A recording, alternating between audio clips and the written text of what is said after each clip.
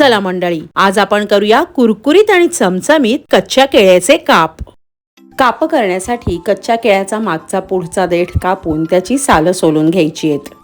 त्यानंतर केळ्याचे असे लांब लांब काप करून घेऊया। काप जास्त पातळ किंवा जास्त जाड ठेवायचे नाहीत, हे असे मध्यम असायला हवेत। सालं काढलेल्या कच्च्या केळ्याला खूप जास्त चीक असतो, शिवाय ते काळे पडायची शक्यता असते। त्यामुळे आपण हे काप मिठाच्या पाण्यात 10 मिनिटं बुडवून ठेवायचे आणि त्यानंतर ते स्वच्छ धुवून घ्यायचे आहेत। काप करताना खूप जास्त पातळ केले तर ते वातड होतात आणि जाड ठेवले तर शिजत नाहीत, त्यामुळे हे असे मध्यम जाडीचे काप ठेवा।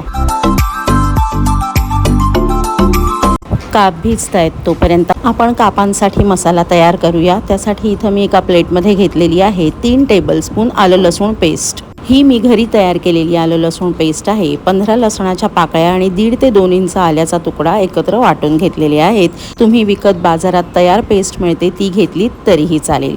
1 टीस्पून लाल तिखट घातलेलं आहे, अर्धा टीस्पून हळद आणि पाव टीस्पून हिंग घालूया। 1 टीस्पून गरम मसाला, 1 टीस्पून मीठ आणि एका लिंबाचा रस पिळून सगळं मिक्स करून घेऊया।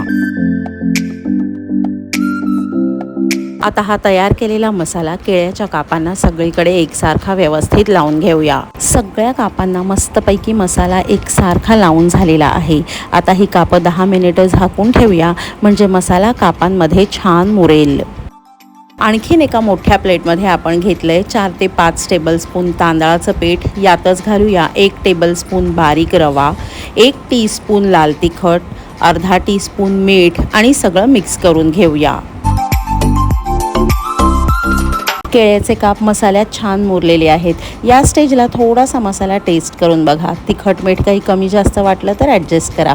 मसाला सुपर्ब जमून आलेला आहे, पीठ सुद्धा तयार आहे।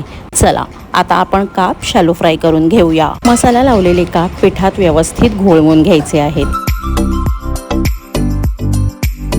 आणि काप शॅलो फ्राय करण्यासाठी मी इथं बिडाचा तवा गरम करून घेतलेला आहे। त्याच्यावर 3 टेबलस्पून तेल सगळीकडे व्यवस्थित पसरून घेऊया आणि पिठात घोळवलेले केळ्याचे काप तव्यावर लावून दोन्ही बाजूनी मध्यम आचेवर छान शॅलो फ्राय करून घ्यायचे आहेत। मस्त चमचमीत आणि अतिशय स्वादिष्ट असे हे केळ्याचे काप एकदम कमीत कमी तेलात झटपट तयार होतात। वरण भाताबरोबर, खिचडी भाताबरोबर किंवा जेवणाच्या ताटात साईड डिश म्हणून बेस्ट ऑप्शन आहेत। स्टार्टरचा थोडासा वेगळा प्रकार म्हणून तुमच्या किटी पार्टीला, बर्थडे पार्टीला सुद्धा तुम्ही करू शकता। एकदा नक्की करून बघा।